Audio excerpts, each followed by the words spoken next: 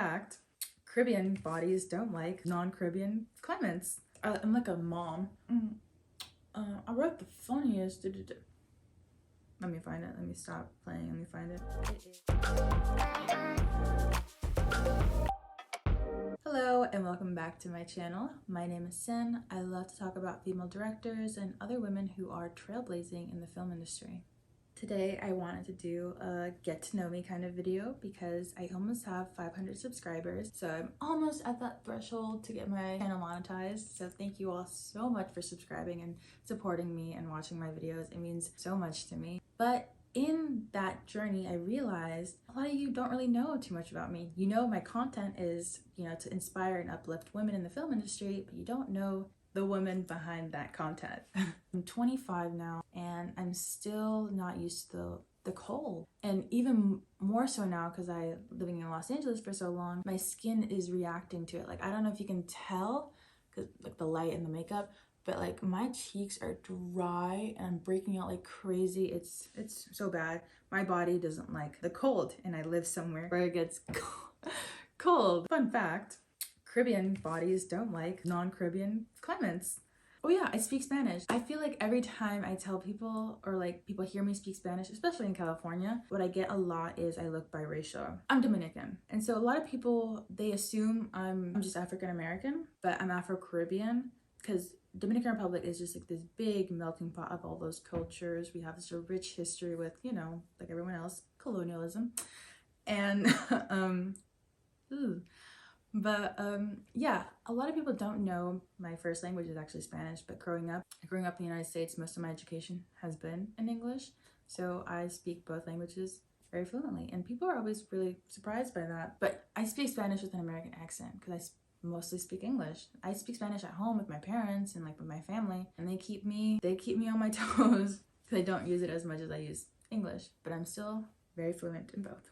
Growing up, I loved reading and writing. Reading was my escape before I discovered movies and TV shows.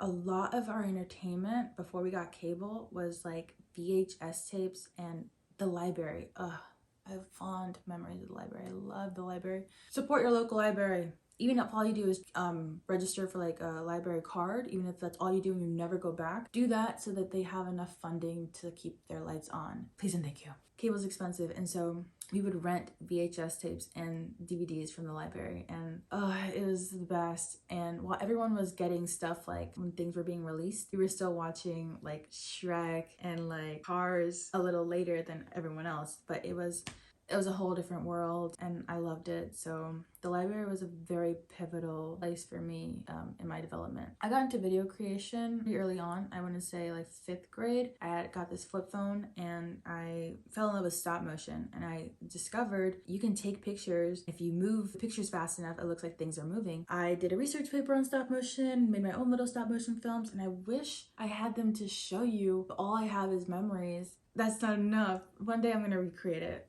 on my phone or something. It's gonna be the funniest thing. And then in middle school, I was in like a tech club program, and it was like an extracurricular of video creation, and I loved it. I loved being in front of the camera. I loved creating a story, creating the scripts, directing, editing. Everything was just so much fun. And in middle school, I was part of TSA, which is Technology Student Association, I want to say. Please don't come for me.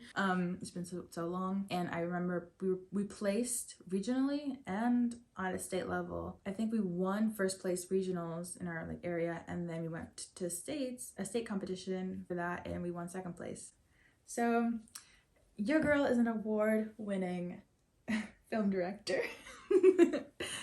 With that, I then continued film and like movie creation in high school, and what it taught me in high school was like filmmaking is such a collaborative effort, and we had to do like 2 or 3 films throughout the semester. And I remember the first time I kind of took complete control because I was like, I know what I want to do, and we did it, and like my team was amazing. And then for the second project, I realized like life doesn't work that way, and my team was amazing for letting me take complete creative control and do everything and write the script and direct and everything, but it's all about compromise as well. They have opinions and ideas that were worth listening to, and I'm really glad. Even if I didn't like them or agree to them, I was just like, I'm just curious to see where this goes. And it turned out really, really well. And it shows in the project. Like, you can tell what parts were my influence. You could tell what parts were like my other classmates' influences. In high school, it really taught me how amazing something can turn out when everyone is given a chance to collaborate and kind of get their input, and it makes people feel great too. And if you just put ego and pride aside, you can make amazing projects happen. When I left high school, I graduated high school. Growing up, I was very shy, and because I was so into writing, I did stand-up, and I really liked I did stand up, and it was like an amazing set, and I got a standing ovation, and I was like, oh, I think I want to do this. I want to connect to people and make people feel something on stage. And so I switched my major from English, because I was originally going to be like an author, like a novelist. I switched it to theater. I moved to Los Angeles, studied theater. COVID hit, took a hiatus, which to this day, I don't know if my parents know I took a semester off. Oh well. This is my personal opinion. I don't care what anyone tells you. Acting for theater and acting for TV, they're kind of different. I don't care how much money you're paying to like a D-list celebrity to tell you they're the same thing. I'm here to tell you the environment is different.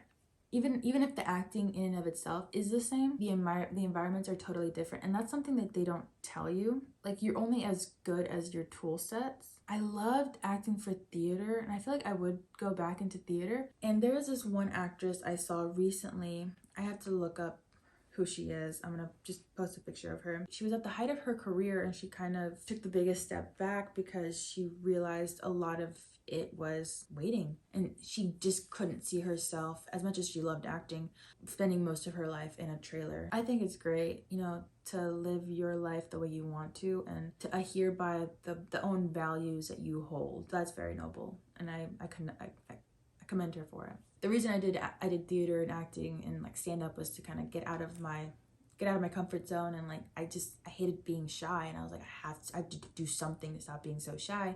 And that's kind of why I geared towards acting.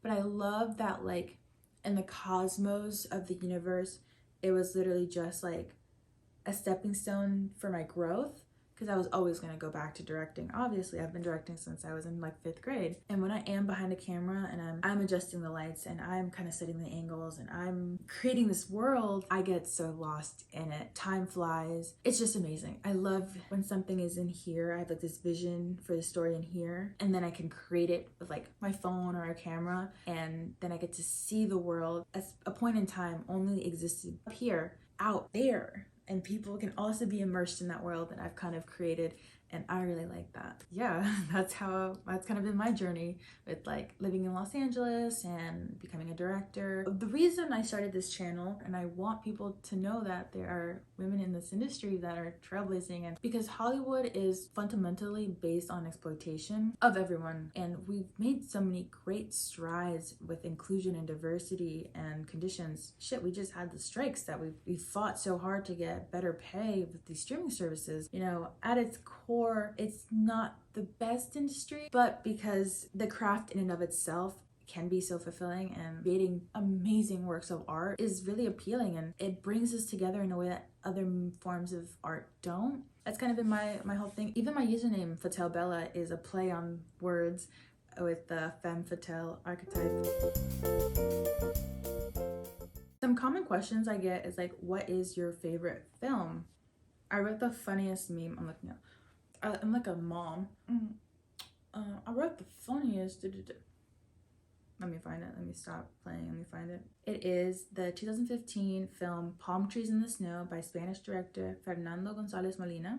This is the coming-of-age romantic drama that follows the story of Killian and Basila as they struggle with the nuances of identity and love in their young adulthood that is blossoming during the civil unrest of Spanish-occupied Guinea, and the difficulties they face as an interracial couple. And I watched this film for the first time. It was so raw, and I don't know what Fernando did to immerse me so deeply into the story of these two people. Do you see what this movie does to me? But the culmination of everything that encompasses filmmaking in that particular film, maybe I was just a vulnerable 17-year-old, I can't tell you. And that film taught me the power of storytelling in a way that I don't think anything has ever been able to replicate it for me. And so that's why it is my favorite movie of all time. My ideal day would be definitely waking up in the morning to some tea. I love like hot beverages in the morning, whether it's coffee or tea, something to kind of just like warm me up and like wake me up. In like a perfect world, I would drink some tea. I'd have a glam team on retention so I can do my glam, because I would be going out and about, and after like a long day's work, I could take off all the glam, spend some quality time with my family, and then wind down and rest. And that to me is a perfect ideal day. Right now, as like a 20-something, my role model is Issa Rae, because I kind of fell into researching female directors. She definitely came up. She's done a lot more TV, and because I'm more film focused, I haven't really gotten around to speaking about her. But I'm so inspired by like her use of social media, persistence, YouTube, and then cultivating a community that followed her and allowed her to become successful in that kind of new age of like the 2010s. Was really inspiring me, and also seeing how unapologetically herself she is as a Black woman in Hollywood. And last but not least, who are you rooting for tonight? I'm rooting for everybody Black. I am. Love her, love everything she's about. Quotes I live by is, someone else's opinion of you doesn't have to be your reality, and that literally gets me through my day. What's next for me? Well, I definitely want to keep being consistent with this because I'm seeing really great growth. It's definitely steady. I feel like I am building a community on here, and I'm so grateful for that. And I know I'm in it for the long run. It's a marathon, not a sprint.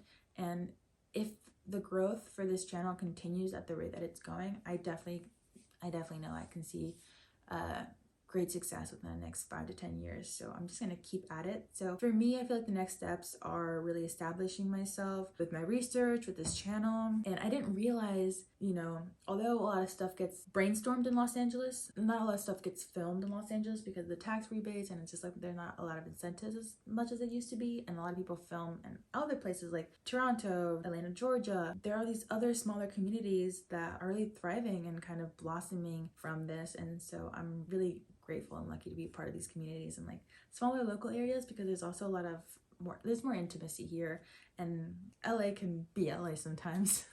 If you know, you know.